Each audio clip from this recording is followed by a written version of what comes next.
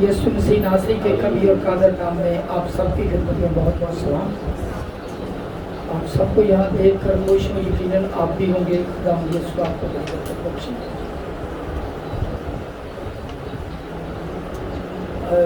اگر ہم غور کریں اپنی زندگی پہ تو جب کوئی بیماری، کوئی پریشانی، کوئی مشکل ہمیں گھیر لیتی ہے تو ہم بڑے پریشان ہوتے ہیں اور اس کے لیے دعائیں کراتے ہیں، دوائیاں لیتے ہیں اور ہر حربہ استعمال کرتے ہیں کہ کسی نہ کسی طریقے سے ہمیں سکون ہو جائے اور ہماری زندگی میں اطمینان آ جائے، پریشانی دور ہو جائے۔ لیکن شاید ہم اس چیز کو وقتی طور پہ جو تکلیف ہے اس کی طرف زیادہ توجہ دیتے ہیں، لیکن جو آنے والی ہمیشہ کی زندگی ہے اس پر غور کم کرتے ہیں۔ تو کلام مقدس میں لکھا ہے کہ جو شریعت کو سنتا ہے، کلام مقدس کو سنتا ہے، وہ کیسا بندہ ہے، اور جو کلام مقدس کو نہیں سنتا وہ کیسا ہے، اور کس کو کیا برکت ملے گی۔ آج ہم یہ دیکھیں گے۔ کبھی کبھی ایسا ہوتا ہے کہ ہم جب بیماری میں ہو کر دعا بھی کراتے ہیں تو دعا کا بھی کوئی اثر نہیں ہو رہا ہوتا۔ اس کی وجہ کہ ہم میں اتنا ایمان نہیں ہو رہا۔ کلام مقدس میں لکھا ہے، اگر رومیوں کا نام لکھا گیا پڑوس رسول کا خط، تو اس کا 10واں باب 17ویں آیت، اس میں لکھا ہے پس ایمان سننے سے پیدا ہوتا ہے اور سننا مسیح کے۔ ایمان کیسے پیدا ہوتا ہے؟ سننے سے پیدا ہوتا ہے اور سننا مسیح کے کلام سے۔ پریز دی لارڈ۔ جب ہم مسیح کا کلام سنتے ہیں، کلام مقدس سنتے ہیں، تو پھر ہمارا ایمان بڑھتا ہے۔ جب ہمارا ایمان بڑھتا ہے تو ایمان کے بڑھنے کے باعث اگر کوئی ہماری بیماری ہو، کمی کمزوری ہو، تو اس کے لیے دعا کریں یا کروائیں تو پھر وہ دعا بااثر دعا ہو جاتی ہے۔ پریز دی لارڈ۔ تو جب ہم کلام مقدس کو صرف سننا ہی نہیں بلکہ اس پر عمل کرنا ہے۔ کلام مقدس میں لکھا ہے، مکاشفہ پہلا باب اس کی 3 آیت میں چاہتا ہوں کلام مقدس میں سے پڑھا جائے۔ اس میں لکھا ہے، اس نبوت کی کتاب کا پڑھنے والا اور اس کے سننے والے اور جو کچھ اس میں لکھا ہے ان سب پر عمل کرنے والے سب مبارک ہیں، کیونکہ وقت نزدیک ہے۔ پڑھ دیجیے بھائی۔ اس نبوت کی کتاب کا پڑھنے والا اور اس نبوت کی کتاب کا پڑھنے والا اور اس کے سننے والے اور جو کچھ اس میں لکھا ہے اس پر عمل کرنے والے مبارک ہیں۔ اس پر عمل کرنے والے کیا ہیں؟ مبارک ہیں۔ ابھی سنیے، لکھا ہے اس نبوت کی کتاب کا پڑھنے والا کیا ہے؟ مبارک ہے۔ پڑھنے والا کیا ہے؟ ابھی مجھے یہ بتائیں کہ خدا نخواستہ اگر کوئی انسان اندھا ہے تو وہ کیسے پڑھے گا؟ پھر تو وہ مبارک نہیں ہو سکے گا۔ لیکن میں نے اپنی آنکھوں سے دیکھا کہ اندھے بھی پڑھ سکتے ہیں۔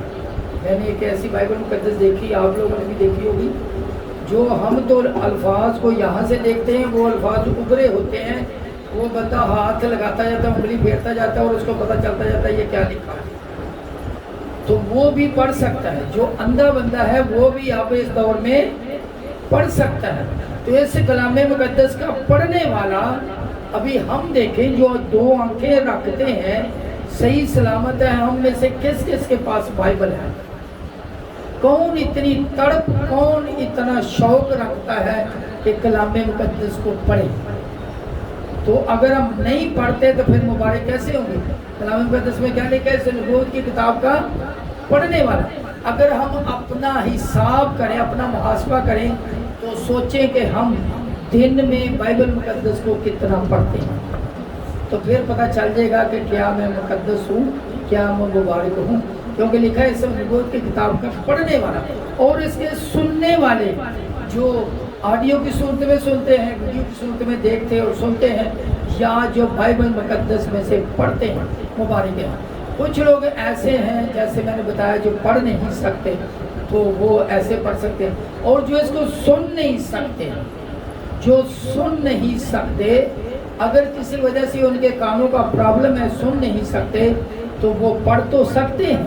جو پڑھ سکتا ہے وہ سمجھ سکتا ہے، جو پڑھ نہیں سکتا، وہ جو ان پڑھ بندہ ہے نہیں پڑھ سکتا، وہ سن تو سکتا ہے۔ اس کا مطلب بندہ پڑھ بھی سکتا ہے، سن بھی سکتا ہے، اگر کوئی ایک اوزار کام نہ کرے تو دوسرا ضرور کرتا ہے۔ اگر دونوں میں سے نہ کرے تو پھر سمجھے گا کیسے؟ سمجھے گا کیسے کہ جب وہ رفاقت میں رہے گا تو وہ سمجھ بھی سکے گا۔ پریز دی لارڈ۔ رفاقت میں رہے گا تو وہ سمجھ بھی پائے گا۔ تو لکھا ہے اس نبوت کی کتاب کا پڑھنے والا اور اس کے سننے والے۔ آپ اندازہ لگا لیں کہ ہم کس جگہ پہ، ہم پڑھتے ہیں یا نہیں پڑھتے، سنتے ہیں یا نہیں سنتے۔ ہو سکتا ہے لوگوں کے موبائل میں، چھوٹے موبائل میں، بڑے موبائل میں، بڑے بہت سارے اور چیزیں ایسی تو ہوں جو شاید بائبل کے مطابق نہیں ہے، وہ تو بہت ساری ہوں، لیکن کلام مقدس کی باتیں کم ہیں۔ تو یہ اپنا محاسبہ کریں کہ میں کدھر جا رہا ہوں، کدھر جا رہا ہوں۔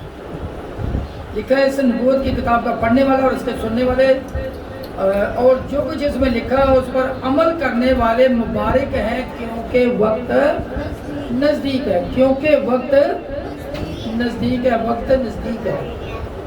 تو اس کا مطلب یہ ہوا کہ ہمیں پڑھنا بھی ہے کلام مقدس کو، اور سننا بھی ہے، اور اس پر عمل بھی کرنا ہے۔ اگر ہم 22ویں باب میں جائیں، مکاشفہ 22 باب اس کی 7ویں آیت، اس میں لکھا ہے اور دیکھ میں جلد آنے والا ہوں۔ کیونکہ اس پہلی آیت میں ہم نے کیا دیکھا؟ وقت نزدیک ہے۔ وقت کیا ہے؟ متوجہ ہوں جی، وقت کیسا ہے؟ نزدیک ہے، وقت تھوڑا ہے، ٹھیک ہے۔ اور 7ویں آیت میں لکھا ہوا ہے مبارک ہے وہ جو اس کتاب کی نبوت کی باتوں پر عمل کرتا ہے، نبوت کی باتوں پر عمل کرتا ہے۔ کچھ لوگ سن تو لیتے ہیں، پڑھ تو لیتے ہیں، لیکن اس پر عمل نہیں کرتے۔ تو عمل پہ یہاں پہ زیادہ زور دیا گیا ہے۔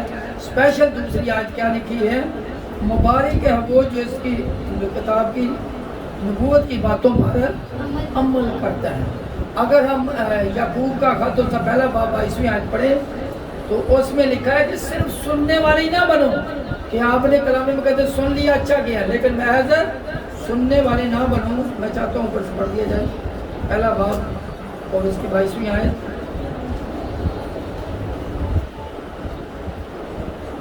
لیکن کلام پر عمل کرنے والے بنو، لیکن کلام پر عمل کرنے والے بنو، نہ محض سننے والے، نہ محض سننے والے، جو اپنے آپ کو دھوکہ دیتے ہیں، جو اپنے آپ کو کیا کرتے ہیں؟ دھوکہ دیتے ہیں۔ سننا برائی نہیں، لیکن سن کے بعد اگر عمل نہیں کرتے تو وہ کیا کر رہے ہیں؟ اپنے آپ کو کیا کر رہے ہیں؟ اپنے آپ کو دھوکہ دے رہے ہیں۔ کلام مقدس فرماتا ہے اگر کوئی کلام مقدس کو پڑھتا ہے، سنتا ہے اور عمل نہیں کرتا تو وہ کیا کر رہا ہے؟ اپنے آپ کو دھوکہ دیتا ہے۔ لیکن کلام مقدس میں سب سے پہلے آیت ہم نے کون سی پڑھی تھی؟ دوسری آیت مکاشفہ پہلا باب 30 آیت میں، اس میں لکھا تھا اس نبوت کی کتاب کو پڑھنے والے، اس کے سننے والے، اور جو کچھ اس میں لکھا سب پر عمل کرنے والے کیا ہے؟ مبارک ہے۔ کیا ہے؟ مبارک ہے۔ جب یسوع مسیح ناصری اپنے جاہ و جلال کے ساتھ آئے گا تو اس کے فرشتگان اس کے ساتھ ہوں گے، اور جب وہ اپنے تخت عدالت پر بیٹھے گا تو کیا فرمائے گا؟ میں چاہتا ہوں متی رسول کی معرفت لکھی گئی انجیل مقدس اس کا 25واں باب اس کی 31ویں آیت سے پڑھا جائے۔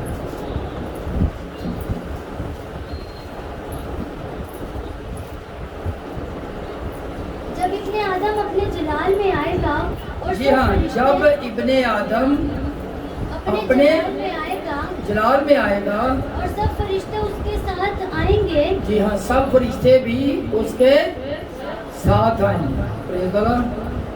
تب وہ اپنے جلال کے تخت پر بیٹھے گا، پریز دی لارڈ۔ اور سب یسوع مسیح ناصری اپنے جلال میں آئیں گے، اکیلے نہیں آئیں گے بلکہ اپنے فرشتگان کے ساتھ آئیں گے، اور پھر جب اپنے تخت عدالت پر تخت نشین ہوں گے تو پھر وہ کیا فرمائیں گے؟ دو طرح کے لوگ ان کے سامنے پیش کیے جائیں گے، بلکہ دنیا میں جتنے بھی لوگ ہیں، مردے بھی زندہ ہو جائیں گے، سب اس کے سامنے حاضر کیے جائیں گے۔ تو ایک کچھ لوگ دائنی طرف ہوں گے، کچھ لوگ بائیں طرف ہوں گے۔ جو دائنی طرف والے لوگ ہیں ان سے الگ طرح کی بات ہوگی، جو بائیں طرف والے ہیں ان سے الگ بات ہوگی۔ میں چاہتا ہوں پڑھا جائے۔ اور سب قومیں اس کے سامنے جمع ہو جائیں گی۔ سب قومیں جس تک یہ آواز پہنچ رہی وہ سمجھ جائے کہ یہ کلام، یہ مقدس کلام صرف مسیحیوں کے لیے نہیں ہے، بلکہ کن کے لیے ہے؟ سب قوموں کے لیے۔ چلے میں چاہتا ہوں کہ اس کو تھوڑا سا روکے، ایک سٹیپ میں پیچھے جانا چاہتا ہوں۔ ہم نے دیکھا تھا کہ جو کلام مقدس جو سنتا، پڑھتا اور اس پر عمل کرتا وہ کیا ہے؟ مبارک ہے۔ اور کچھ وہ لوگ بھی ہیں جو کلام مقدس کو سننا پسند نہیں کرتے، تو وہ تو پھر مبارک نہیں ہوں گے۔ یہاں پہ دو طرح کے لوگوں کا ذکر ہم نے دیکھا، یا آگے آئے گا آگے چل کے، کہ دو طرح کے لوگ ہیں جو مسیح کے سامنے حاضر کیے جائیں گے۔ اور آگے پیچھے ہم ایک سٹیپ پیچھے ہم کیسے لے گئے تھے یہ دیکھنے کے لیے کہ جو عمل کرتے ہیں وہ تو مبارک ہیں، لیکن جو عمل نہیں کرتے وہ کیا ہے؟ میں چاہتا ہوں ایک آیت پڑھی جائے، امثال 28 باب اس کی 9ویں آیت، اس میں لکھا ہے جو کان پھیر لیتا ہے کہ شریعت کو نہ سنے، جو کان پھیر لیتا ہے کہ شریعت کو نہ سنے، اس کی دعا بھی نفرت انگیز ہے۔ جس کو مل گیا پڑھ سکتا ہوں، امثال 28 باب اس کی 9ویں آیت۔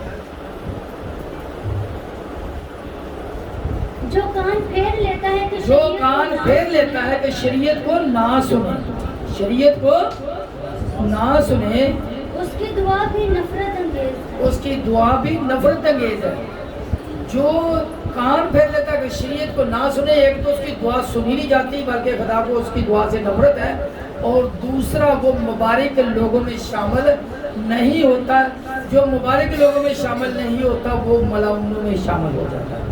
میں چاہتا ہوں متی رسول کے معروف لکھے کہ جیل مقدس 25 باب سے پہلے جہاں سے پڑھ رہے تھے 31 باب سے آگے، اور سب قومیں اس کے سامنے جمع کی جائیں گی۔ سب قومیں، اس میں کسی ایک قوم کی بات نہیں، دنیا جہان کی سب قومیں اس کے سامنے حاضر کی جائیں گی، اور وہ ایک کو دوسرے سے جدا کرے گا، ایک کو دوسرے سے جدا کرے گا۔ کٹھی ہوگی پہلے، پھر ان کو جدا کیا جائے گا، اس کو دائیں طرف کر دو، اس کو بائیں طرف کر دو، اس کو دائیں طرف کر دو۔ جی ہاں، جیسے چرواہا بھیڑوں کو بکریوں سے جدا کرتا ہے، جی، اور بھیڑوں کو اپنے دہنے اور بکریوں کو بائیں طرف کھڑا کرے گا، جی، وہ اس وقت بادشاہ اپنے دہنی طرف والوں سے کہے گا آؤ اس وقت بادشاہ اپنی دینی طرف والوں سے کہے گا، جو اس کی دینی طرف ہوں گے، تخت کی دینی طرف ہوں گے، ان سے وہ مخاطب ہوگا اور کہے گا آؤ میرے باپ کے مبارک لوگوں، آؤ میرے باپ کے مبارک لوگوں، آؤ میرے باپ کے، آؤ میرے باپ کے مبارک لوگ۔ مبارک لوگ کون ہیں؟ جو کلام کو سنتے اور اس پر عمل کرتے ہیں۔ جی ہاں، پڑھیے گا۔ جو بادشاہی بنائے عالم سے تمہارے لیے تیار کی ہاں، گئی ہے، ایک بادشاہی ہے جو بنائے عالم سے تمہارے لیے تیار کی گئی ہے، اس کو کیا کرو؟ میراث میں لو۔ وہ اسپیشل تمہارے لیے بنائی گئی تھی، وہ میراث میں لو۔